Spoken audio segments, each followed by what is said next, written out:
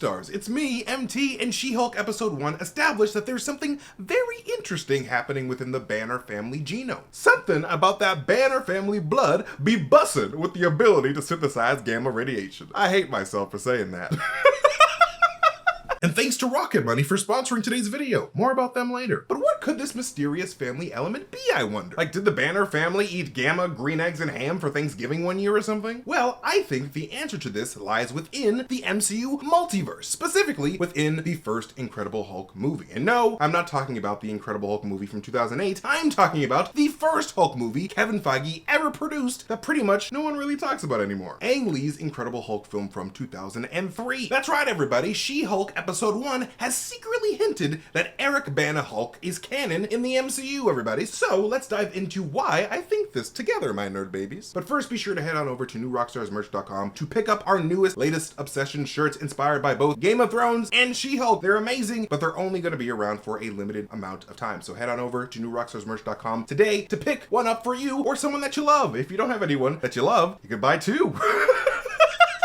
Alright, so, in episode 1 of She-Hulk, when Bruce is giving a jolted Jennifer Walters the cliff notes on how Hulks are made, Bruce mentions that something unique about both their DNA allows them to synthesize gamma radiation, granting them the ability to grow and shrink their physical mass at will. You and I, we share a rare combination of genetic factors that allow us to synthesize gamma radiation into something else. So I turn into a Hulk now too. As well as the ability to, not freaking die from said gamma radiation. Because, like Tony Stark mentions in Avengers 1, the amount of radiation that Bruce Banner's head was exposed to before his initial transformation into the Incredible Hulk straight up should have turned the brain of Bruce into freaking juice. I read all about your accident.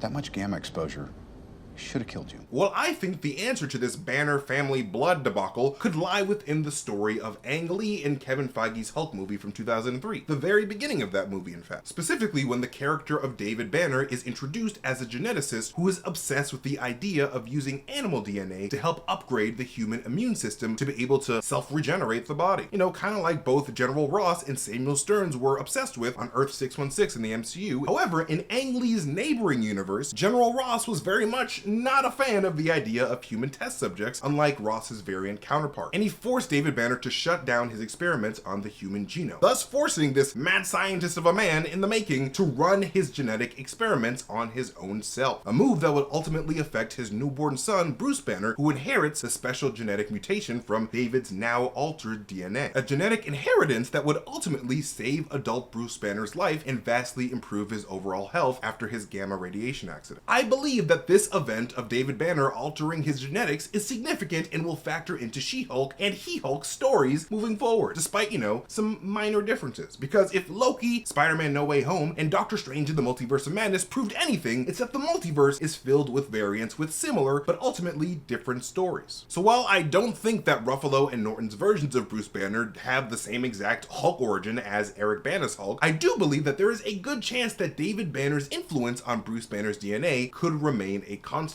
Kind of like how the spider bite and the "with great power comes great responsibility" line is a constant for Toby, Andrew, and Tom's Peter Parkers. They all happen sort of differently, but at the same time, they all happened. And if this is the case, this could also serve to explain how Jennifer Walters is also able to synthesize gamma radiation despite not being the daughter of David Banner herself. Because on the Banner family tree in the comics, Jennifer Walters' mother, Elaine Banners Walters, is the sister of Bruce Banner's geneticist of a father. And if MCU 616 David Banner is the same kind of dude that would be more than willing to conduct experiments on his own son behind his wife's back, like in the Ang Lee universe, then it wouldn't be too far of a leap to suggest that Elaine Banner could have also been a recipient of David Banner's genetic intervention. Especially considering that in the comics, She-Hulk never actually really got to have a relationship with her mother as an adult because Elaine was killed in a car accident on her way to see young Jennifer at a dance recital. But in the MCU, we see Elaine alive and well, already trying to get her lawyer of a daughter to dish out some Avengers level advice to some strangers named Yusuf who want to be a superhero. I wonder who that could be. I'm just kidding. It's a completely different Yusuf. It's not the same Yusuf. It's not the same. Now guys, there are a lot of reasons to save money. Maybe you want to save up to buy a new nerdy shirt to show off how much of a fan you are. Or you want to take a trip to a con to show off how much of a fan you are. Or you want to remodel your house to look just like Stan Lee's head. to show off how much of a fan you are. Because that's the only way to do it, really. In the past, if you were looking to save money, the best option would have been to use Truebill's app to help with budgeting, lowering bills, and tracking your finances. But now Truebill is becoming Rocket Money. Rocket Money is everything you loved about Truebill with a fresh look and feel. Rocket Money lets you easily cancel unwanted subscriptions with just a tap. You can also monitor your credit score, find out steps you can take to improve your credit score, and set budgets for yourself. There's even a tool to help you set up a smart savings account to automatically set aside money for special occasions in case you're saving up for a full body photorealistic tattoo of Stan Lee's body to go on your body. I don't know anything about that. It's not me.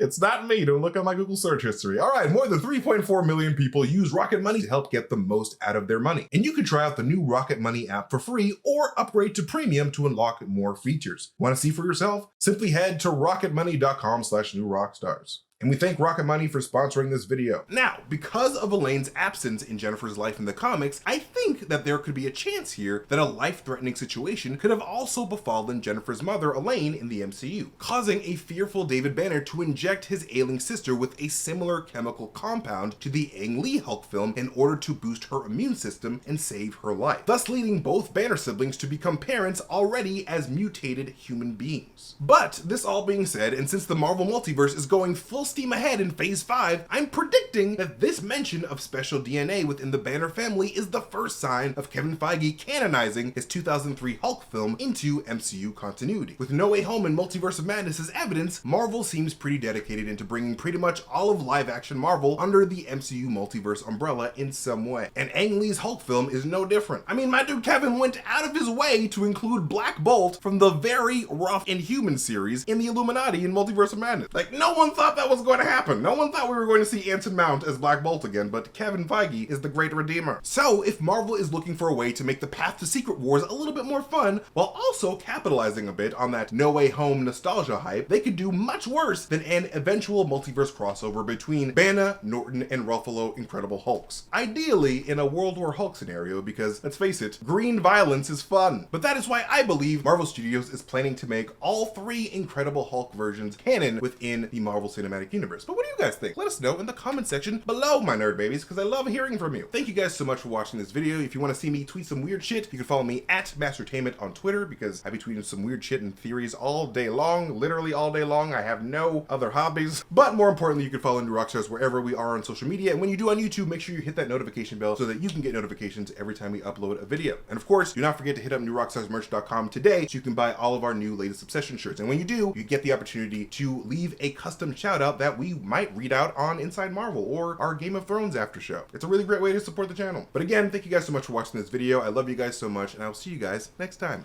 Bye.